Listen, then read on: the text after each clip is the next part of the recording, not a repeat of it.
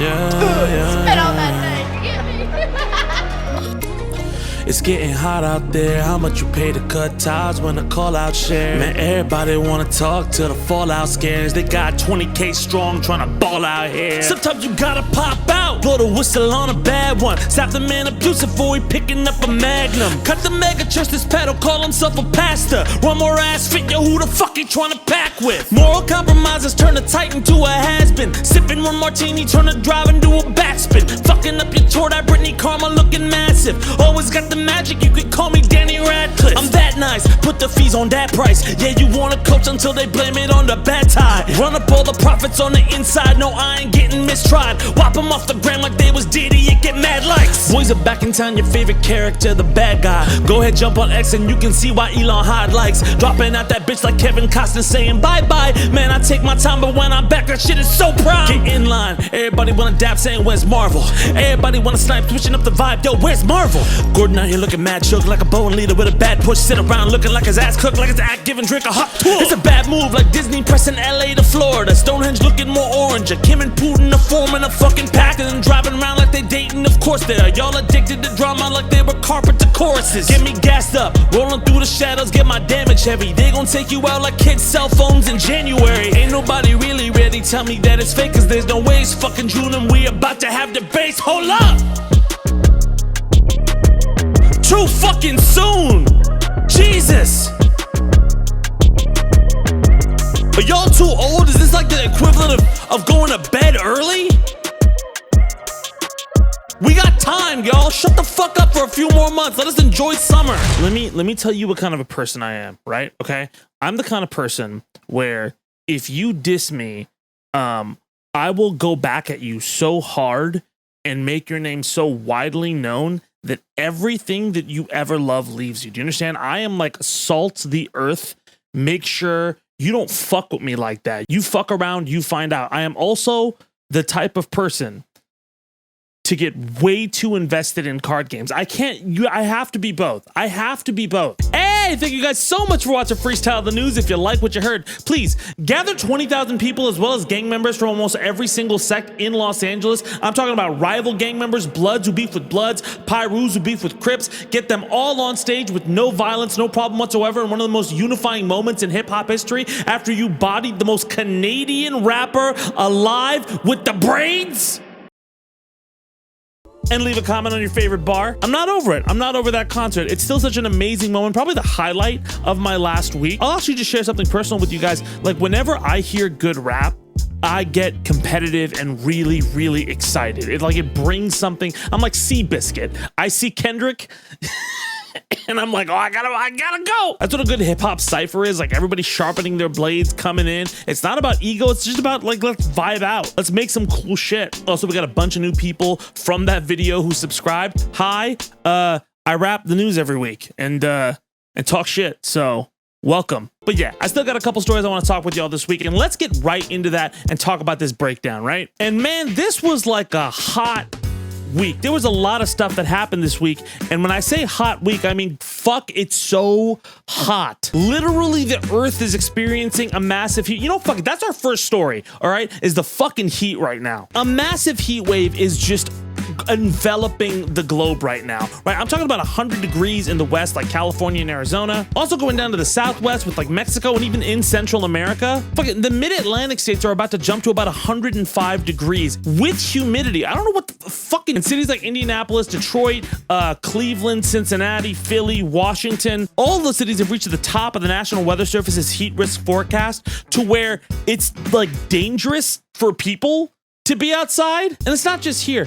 Hajj, the Muslim pilgrimage where everybody goes towards the Kaaba, 500 people died during Hajj this year because of the heat. That is absolutely devastating. My mom has been to Hajj before. It's already a very grueling thing, even though it's a very fulfilling thing. And look, if we're looking into the cause of all of these extreme weather spikes, it is so undeniably clear that it's a random coincidence. It's a random happenstance of Earth. I don't know why it's happening. Do you know why it's happening? That's fucking, you know what?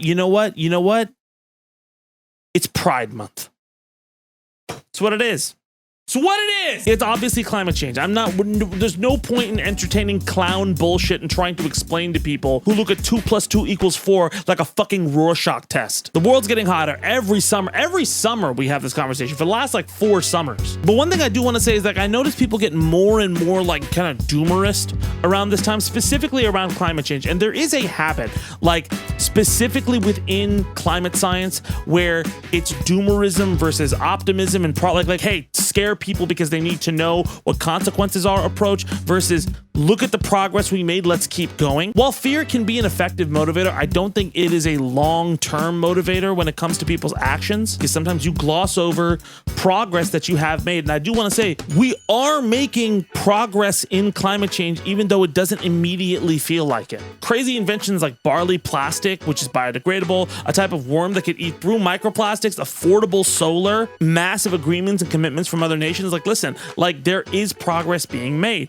And what you're feeling right now with the heat, it's bad, but it could have been much worse. And look, there are places where we are slipping and we need to focus a lot more. But I see so many people so fatalist about life and a future and how human existence will be. It just leads to more disengagement with the problem and more fatalism. So yeah, we still have a lot of problems. Yes, we are making progress. And if Greta Thunberg can get on stage and be like, yo, fuck it, I'm gonna fight for this shit, you can too. But yeah, let me know what you think in the comments and how hot it was outside while you're watching this. Side note, if you're watching this in the future when it's winter, fuck you, you're cheating.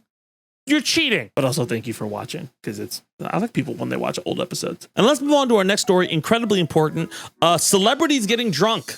I'm not kidding. These dominated the headlines multiple days this week. Justin Timberlake got booked for a DUI on Tuesday and had a great photo shoot, I gotta say. Just top-notch work, Justin. Timberlake had said he had one martini before getting into his car before the officer was like, nah, son. Nah. The officer saying that the defendant was operating a vehicle in an intoxicated condition, that his eyes were bloodshot and glassy, a strong odor of alcoholic beverage was. You were drunk, Justin. You were drunk. By the way, I just want to know, do you notice like every time Justin Timberlake gets in trouble, he's like a rich high school kid who just got caught? Like that time where he was holding hands with somebody who wasn't Jessica Biel, and every photo you see of him is just like a scared lemur. Like, Mario, put a scared lemur or meerkat here, and then put Justin Timberlake.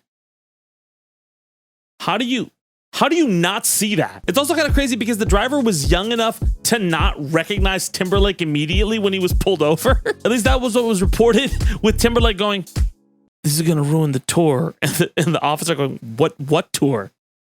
"The world tour."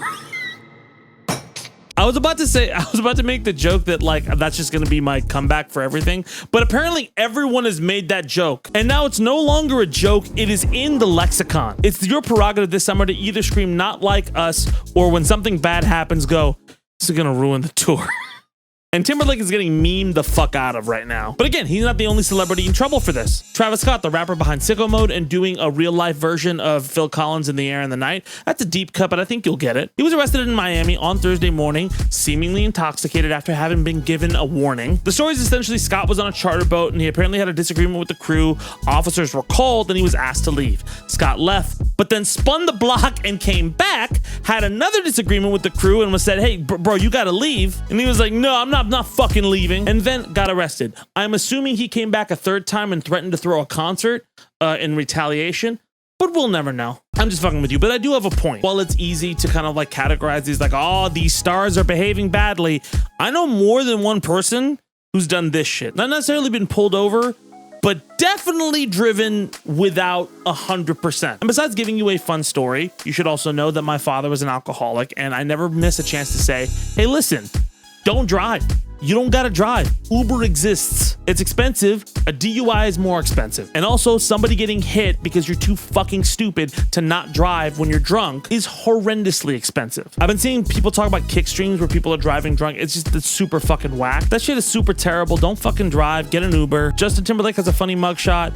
And then there's a family of 5 who doesn't have a father because somebody was driving like a fucking idiot. Very quickly, before we go on, if you like the beat that you heard on today's show, I gotta let you know that beat was made with Soundraw, the sponsor of today's program. Soundraw is an AI music production tool, not like Suno, which takes music out of the equation, but a production tool that works with musicians to help build out ideas and grooves in a way that saves you time and lets you experiment with new, exciting things. And unlike other AI music companies, Soundraw does not use copyrighted material for training its AI. This ensures that all music generated by Soundraw is completely original and free from any copyright infringement risks. And look, if you're not a musician, Soundraw is a great tool for dialing in a little bit more flavor into your videos. Instead of just using basic stock music, you can have a little bit more control. And when you're building out these beats, you have multiple instruments you can choose from. You can stem them out. You can change the intensity of the groove of every specific part. I've been using it in tandem with Splice, and it's been a game changer. And look, they have multiple genres. It's not just hip hop. They have EDM, they have pop, they have drill, they have funk with a PH. Upcoming regulations might impact other AI music companies that rely on copyrighted material, so Soundraw users are future-proofed against potential legal issues. So listen, if you want to add a little bit more flavor to your process of making music, if you want a new inspiration, or you want to support this cool rapper guy who's talking about the news a lot, go to on.soundraw.io/Tabani and enter in the code Tabani and get 50% off a Soundraw subscription today. All right, back to the breakdown. This is actually crazy. The Supreme Court, in a surprise decision, actually backed a gun law that banned domestic abusers from possessing firearms. The case is the United States versus Rahimi, and it was over whether domestic abusers, when given a restraining order pertaining to domestic abuse, are allowed to possess firearms. And in an 8-1 ruling, it was 8-1, the court was like, nah, that is massive, especially after the slew of decisions loosening gun laws over honestly the last few years. The bump stack ban being so fucked up, and the most recent. But yeah, this legislation, 3 liberals and 5 conservatives all on one side, and a little bitch named Clarence Thomas on the other. Hey, what's up, Clarence? Little bitch ass. This is an enormous victory for gun safety advocates, and it gives more firepower, no pun intended, to making sure guns don't fall into the wrong hands. It still feels like this court is wobbling on a few things, and it goes hand in hand with what we said last time about the SCOTUS, is that these decisions feel very, very tilted towards, hey, there's an election this year, right? So we're not bad. We're like, it's cool, right? It does feel a little performative, especially from 3 of the most performative judges who were performative throughout their confirmation hearings, all the way up to the time that they did the thing they said they weren't going to do and overturn Roe v. Wade. But again, I think we shouldn't lose sight of great decision. I appreciate it, but this isn't about one good decision or 12 bad decisions. It's about whether the court is a political body or not. And it is. And the more political the court is, the more ineffective it is at deciding what actions to take that benefit everyone versus a political ideology in this very polarized time we live in. But anyway, the court is about to rule on a bunch of really insane things in the next few weeks. We'll have to wait and see how it turns out, but let me know what you think in the comments. Next, let's talk about Vladimir Putin and Kim Jong-un. Vladimir Putin and Kim Jong-un had a meeting in Pyongyang in the face of this new pact that they have, saying that they'll stand with each other militaristically in case either one of them are attacked. Putin ended up driving around Kim Jong-un in a Russian-made limousine, and they released pictures of this weird date they had, looking like a couple of high school kids who took mom and dad's car out for a joyride and then murdered a bunch of protesters, like right after they did that. They're just like us. Another show of solidarity between 2 autocrats. Putin saying he hailed the country's ties based on equality and mutual respect. A statement on par with saying people love their Adobe subscriptions because of the flexibility and the affordable options available. But yeah, obviously it's not a great development that North Korea and Putin are just like buddy-buddy. But I mean, this has been going on for a while. They're 2 people who don't like America, don't like NATO, just likes to start a lot of shit. And the war in Ukraine is getting more and more intense as time goes on as well. But anyway, let me know what you think in the comments. And last but not least, our final story. By the way, the reason my hair is like this is an extra story. I wanted to record something extra for you. Our extra story today is about the hot Tuah girl. Some of you immediately know what I'm talking about, but in case you don't. One move in bed that makes a man go crazy every time. Oh, you gotta give him that hawk too and spit on that thing. You get me? Damn, it's like that? All right, now that is a clip that is absolutely going viral right now, all over TikTok, all over Twitter. It's everywhere. It's kind of fun. She's joking around. She's having a good time. She talks about people that she still loves. Leave a message to your last body. I love you, Pookie, forever. They must have been doing the right thing. What can I say? Beat the cobwebs off this thing. A great on-the-street interview. It's got all the hallmarks, something wild and crazy, but at the same time, you're like, yeah. And it didn't take long for everybody to have memes for the Hawk Tuah girl. Remember seeing Hawk Tuah Matata, which is my favorite. The Hawk Tuah. That's Tony Hawk's Pro Skater 2. And it didn't take long for people to start to try to find out who this girl was. But ironically, it was kind of difficult. And a lot of different videos popped up in different spots. Like, is she this bartender at this one bar? I remember somebody had called her Emily at one point, and the internet went on a madcap search to find her over the last few days. And eventually, I think a day or so ago, she was actually found. Her name is Hailey Welsh. And she eventually came out teaming up with Fathead Threads with a whole Hawk Tuah merch line. Good for you, Hailey. You get your bag. And I was talking to my girlfriend about this. I was kind of showing her the memes, and I was like, it's funny, right? And she's like, no. And I'm like, oh. Hey, not like no. I'm like, well, like, why is it that funny? Gotcha. So she was like, no.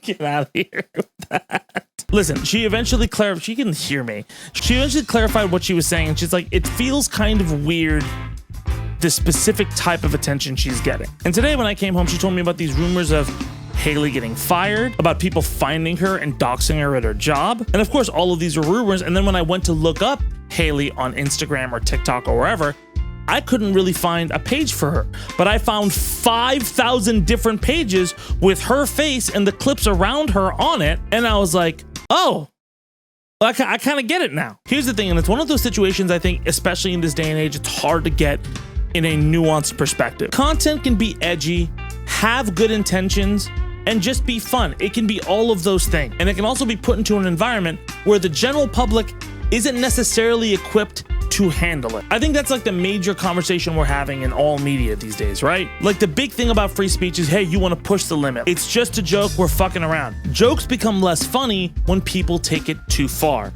or when the danger that you're trying to mock as absurd isn't really absurd, but very real. And I think this is an interesting situation where you can see the fun and playfulness of this person who's clearly having a good time and capitalizing on that bag. Get that bag, Hailey. But you can also feel weird, like, why did so many people make pages kind of ripping her identity for themselves? Why are there weird, like, you know, things on Twitter kind of implying that her parents and her father failed her from a guy who's clearly not about to make as much as she's gonna make from that big ol' fucking bag? And it's just a good example, just in general, of how fun, kind of crazy, like, oh my God, you can't say that content isn't the problem, but the reaction and the environment it's in is. If you're playing a game of Monopoly and you scream at the top of your lungs, pneumonia! What the fuck? Why are you screaming pneumonia? But if you're in a hospital and somebody is on a ventilator and you scream pneumonia randomly, it's not as fucking funny, Todd. I don't care about what you're trying to mock. By the way, this is a George Carlin bit, like he had it in one of his specials. I need to give credit where it's due. But different things are funnier in different contexts. And that was kind of where the conversation with me and my girlfriend went, where me, who is not a woman, thinking, oh, this is fun and crazy and kind of risque. And her going, yeah, it's all of those things, but also it's creepy how some people are leering at it. And I think encouraging people to be less creepy about it and making it so that people like my girlfriend can enjoy that without having that in the back of their minds, that makes the joke funnier because more people can participate in laughter's infection. You get what I'm saying? So that's my thoughts on it. Let me know what you think in the comments. Did I explain it right? Are you listening to me at all? But anyway, that's our show. Thank you guys so much for watching. Remember to like, subscribe. Please hit that bell, because if you do that, then YouTube's like, hey, he did a thing. And you'll be like, oh, I can see it now. We'll be back next week with another Zed Talks and another Freestyle of the News. But anyway, my name is Tabani. Thank you guys so much for watching, and I'll see y'all soon. Let's go.